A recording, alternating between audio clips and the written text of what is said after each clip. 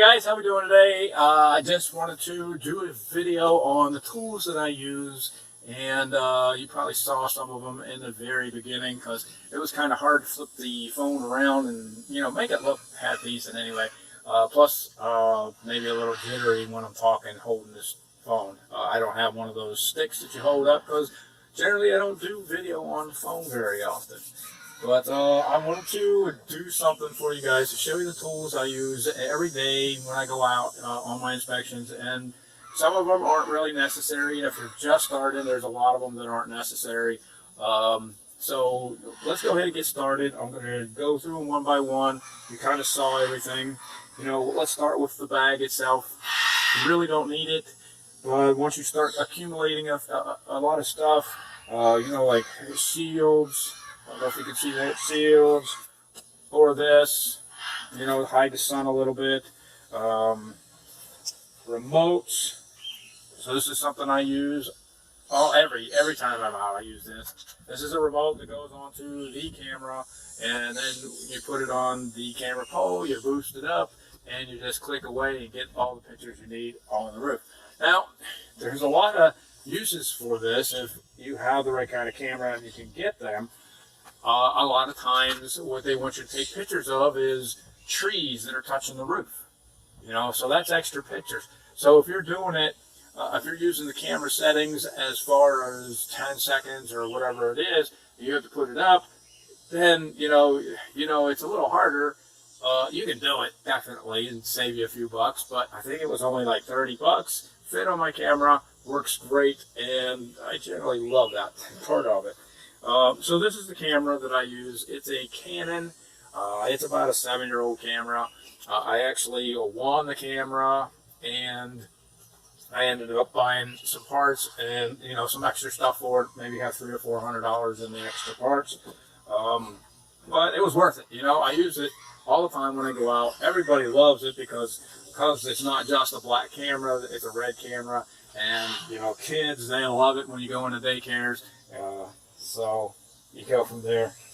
This is a zoom lens. This is something you don't need, especially when you're starting out. But here's where it comes in handy for me, just to give you some ideas.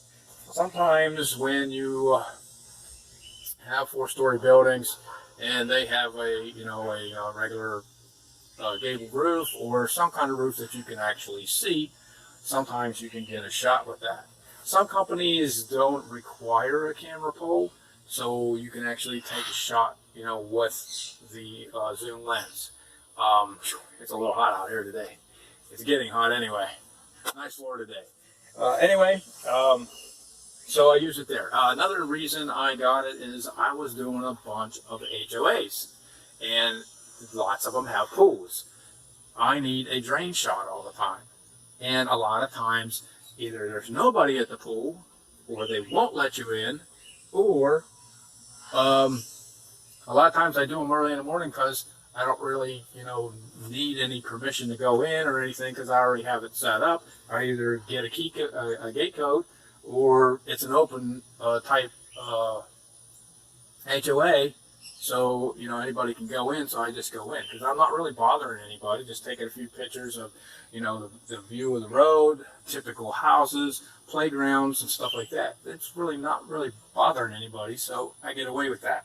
But you do need one with a pool, so you need a pool drain shot, and then that's sometimes hard. If they have a pool, sometimes there's bushes all the way around. It's always locked, all right, no matter what. And so this kind of helps. A lot of times it helps me with getting the rules for the pool. They'll put them up on the whatever it is, or like a restroom house, a bathhouse is what they call it, or maybe it might even be a clubhouse, but you can't get in because there's nobody there. All right, so it comes in handy there. You can get a lot of shots with it around the pool that you normally wouldn't be able to get. And another thing is I carry extra SD cards. This happens to be a new one, but I do have like one that's open in the car. Why? Every once in a while you forget this stupid thing, because you're always taking it in the house to unload the pictures onto your computer.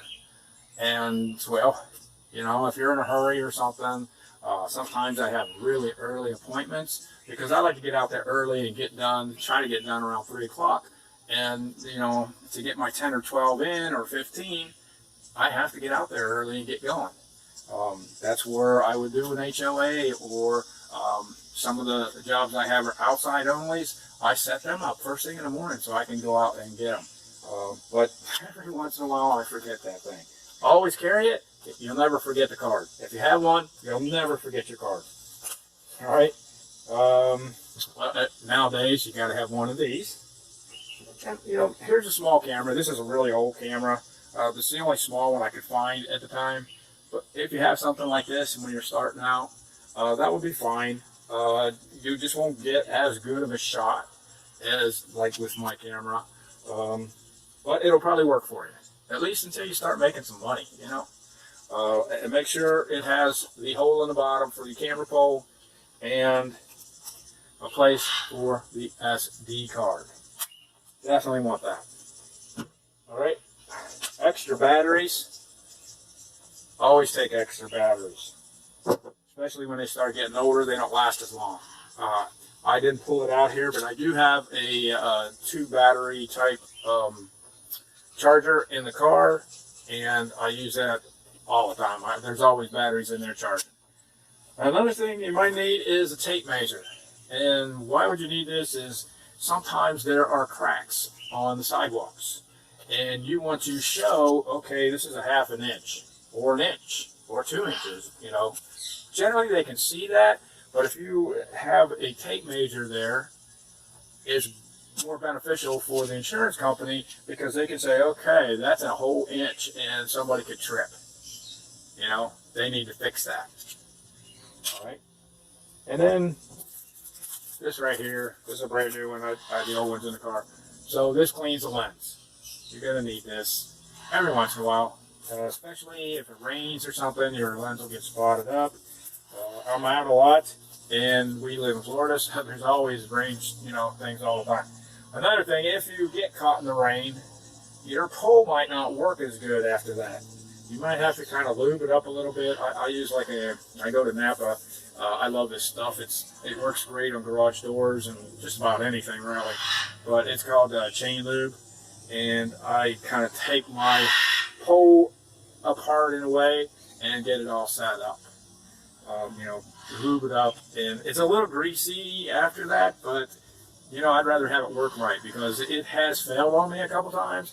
Actually, one of the things popped out and I couldn't get it back in, and when I did get it back in, it kept falling out.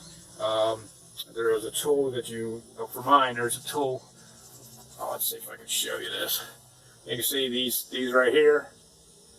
That's what makes it tighter, and then there's a bottom one right here that holds it onto the actual pipe. So when you open it up, you know, it stops it. And when it kept coming out, I was really screwed.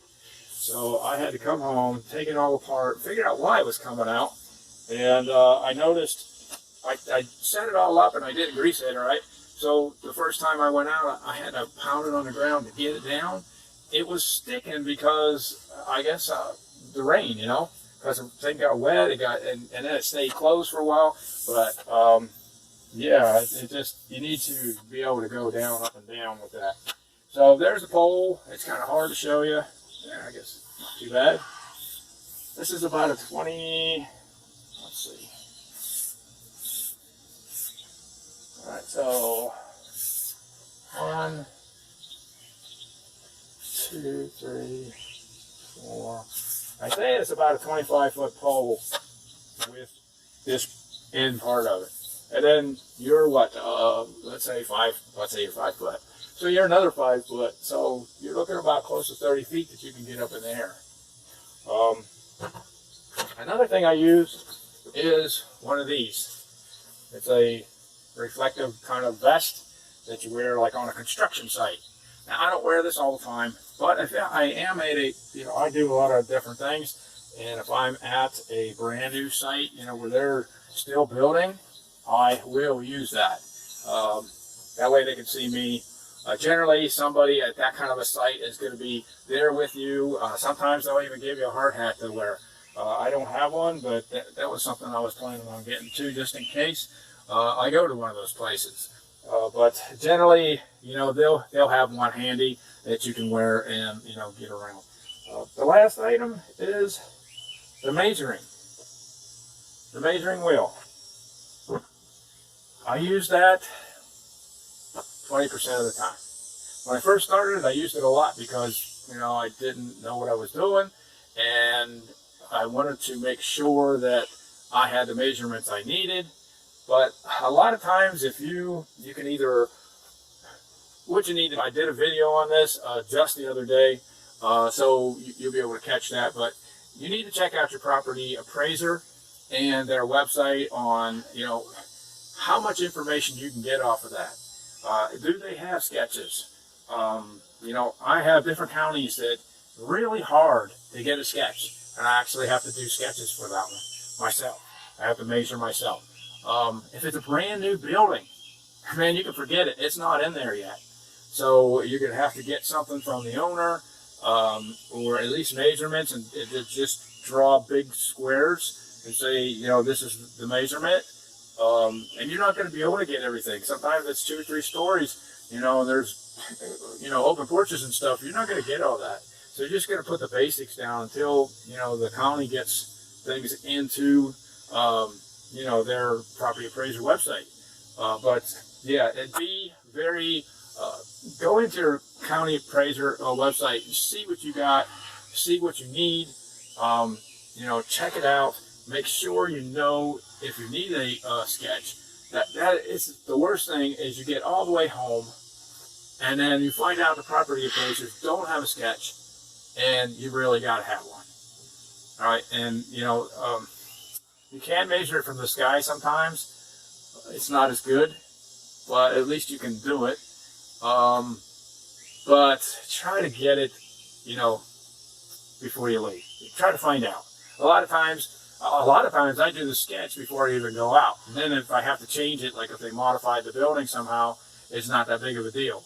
But it's already done, so when I get home, I don't know if you watched the video where I talked about, you know, my wife going along and doing the reports as we go along. So when I get home, I barely have anything to do. Put the pictures in sometimes and, you know, go from there, and the sketch is already done.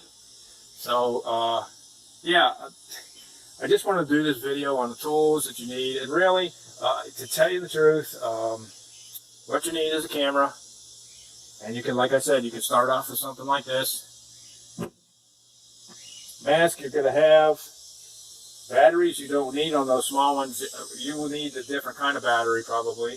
The little triple A's or double A's, depending on your camera. The vest isn't necessary. If they really want you to have it, they'll give you something. The camera pole, definitely. At least for our company, we always end up taking a lot of pictures on the roof and of trees. You know, there's a lot of people that just don't really care that there's a tree on their roof. It's weird. I even went to an apartment complex, and all the apartments were good because they were up high. But all the garages were terrible. I mean, they put, it's the weirdest thing. They put, down here in Florida, they put these big oak trees, which they're smaller, you know, when they put them in. But it doesn't take but 15 years, and it's a pretty good sized tree. And they put these all over these communities. It's like, that's the stupidest thing.